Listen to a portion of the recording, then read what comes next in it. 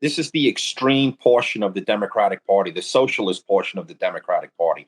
The Democrats, they want to be everybody's hero. You should, and I recommend everybody pull up a video from 1968, Malcolm X. Malcolm X is being interviewed, and he compares the white Democrat. Yes. He calls the white Democrat the single biggest problem, the single biggest enemy to the black community, because the white Democrat wants to keep the black community down, yet promise them that they're the black community's only hope, that we're here to help you. And Malcolm X in 1968 called it out and said that was coming to an end, that people were starting to pay attention, that the real wolf in the hen house was the white Democrat, the white liberal. That white person that you see calling himself a liberal is the most dangerous thing in the entire Western Hemisphere. He's the most deceitful. He's like a fox. And a fox is always more dangerous in the forest than the wolf. You can see the wolf coming. You know what he's up to. But the fox will fool you. He comes at you with his mouth shaped in such a way that even though you see his teeth, you think he's smiling. And you take him for a friend. There are many whites who act friendly toward Negroes. A fox acts friendly toward the lamb. And usually the fox is the one who ends up with the lamb chop on his plate. The wolf doesn't act friendly, and therefore the wolf has more difficulty in getting the lamb chop in his plate. I'd like to point out, though, that... I say that because it is usually if you study the structure of the Negro community, economically, politically, civically, psychologically, and otherwise, it's controlled by the white liberal, who usually poses as the friend of the Negro. Everybody considers Adolf Hitler the worst person in the history of the world. The worst person in the history of the world. Hung a flag, the Nazi Party. The Z in Nazi stands for socialist. The Nazi Socialist Party. Socialist views. The Democratic Party today, the AOCs, and the Joe Bidens, and the Kamala Harrises. Bernie Sanders. And he's an open socialist. Yeah. They want to run and make you run away from the ideas and the ideals of the Nazi Party in the 30s. But here they are, they're persecuting and they're prosecuting their political rivals. They are absolutely putting people in jail. They are rounding them up. They're putting handcuffs and cuffs around their ankles. And they're locking these people up at airports. They're doing it publicly.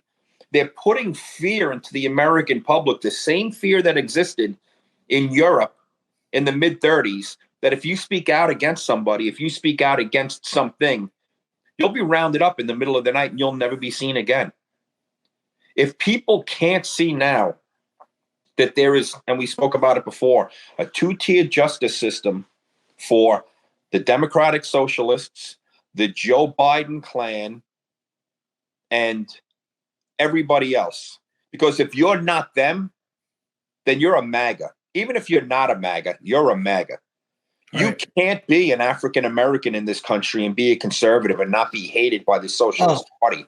Take a look at Clarence Thomas, the amount of abuse that man puts up with. But the Democratic Party wants to hang their hat on furthering.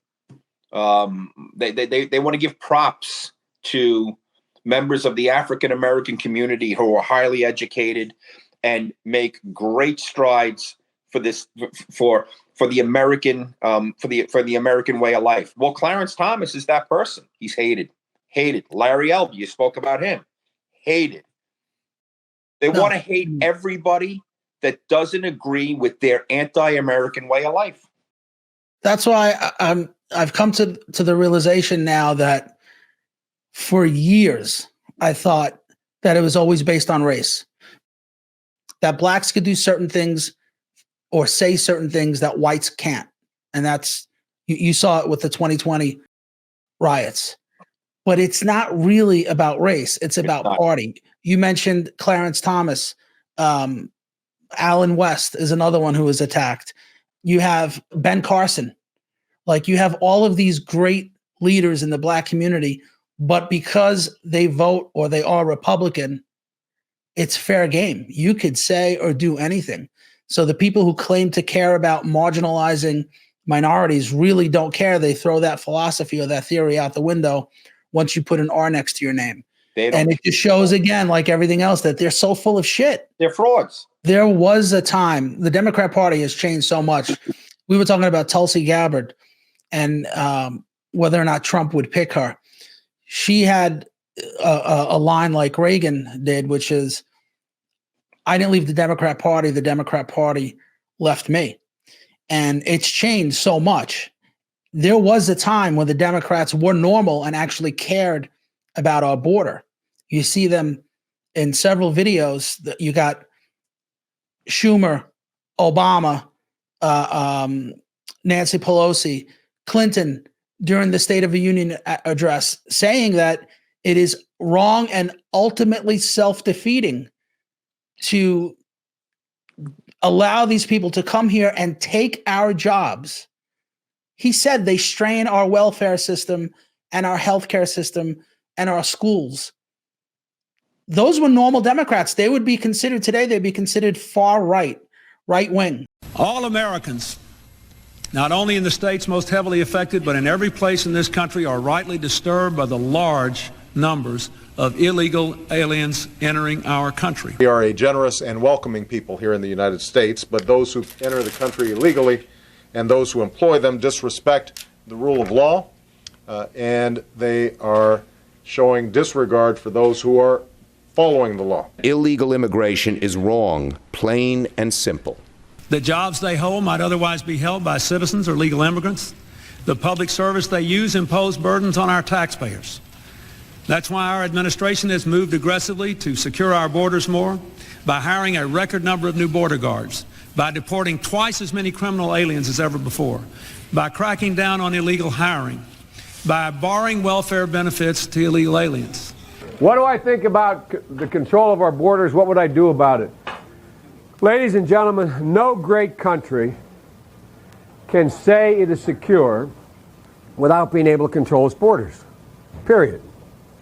We simply cannot allow people to pour into the United States undetected, undocumented, unchecked, and circumventing the line of people who are waiting patiently, diligently, and lawfully to become immigrants in this country.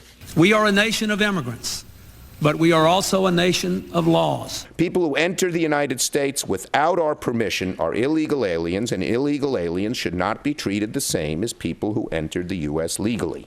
Ultimately, our nation, like all nations, has the right and obligation to control its borders and set laws for residency and citizenship.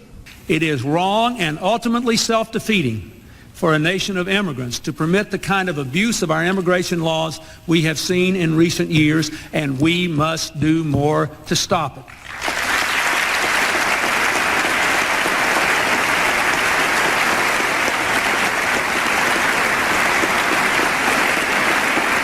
I have a theory that the whole reason why they're allowing these people to come in is to replace whites, that they've given up on the middle class. They know we're not going to vote for them to keep them in power, so they're importing a whole new voter base. I still believe that, but I also think they're scared that a lot of blacks are going over to Trump.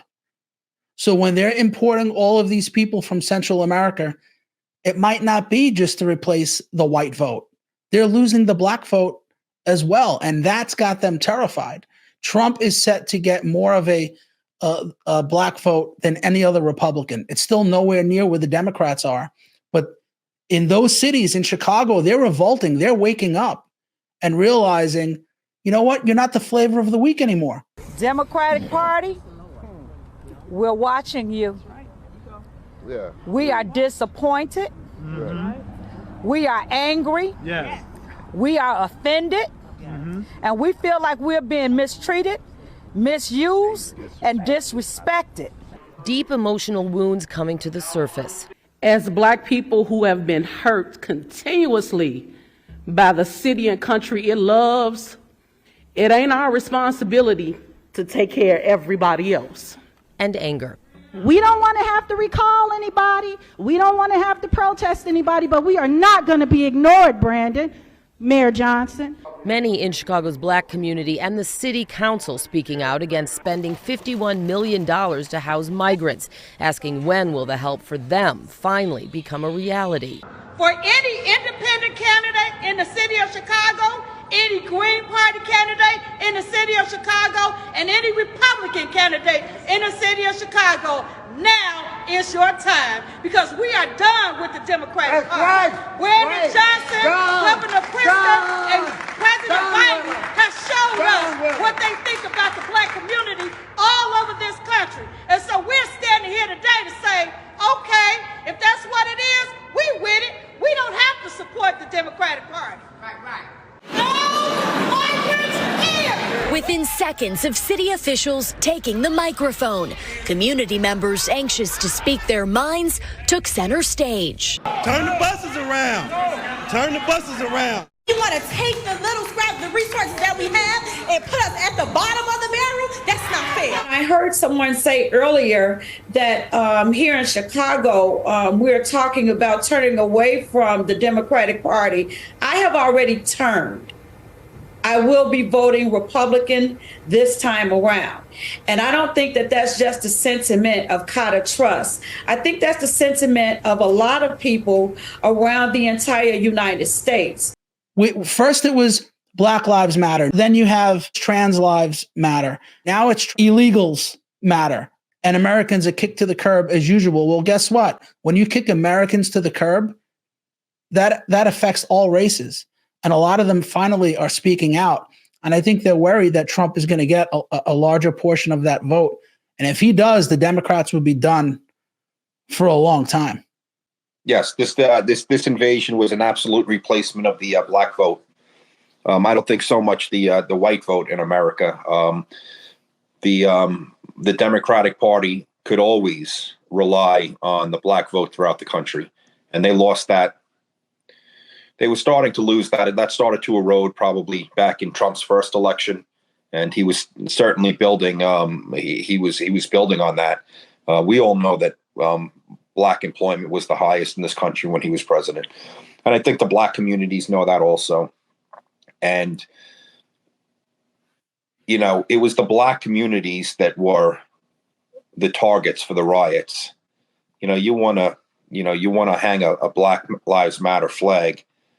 The organization's a cult. I don't care. I'll say it. But, you know, you have the right. You have the constitutional right to go out and peacefully protest.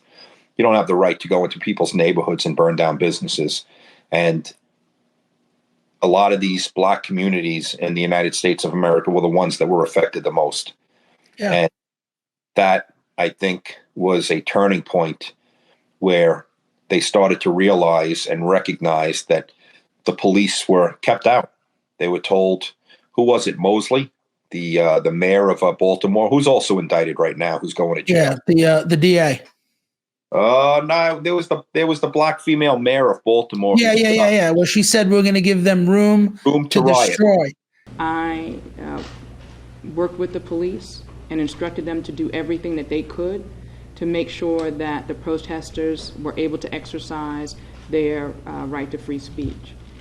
It's a very delicate balancing act, because while we tried to make sure that they were protected from the cars and the other things that were going on, we also gave those who wished to destroy space to do that as well.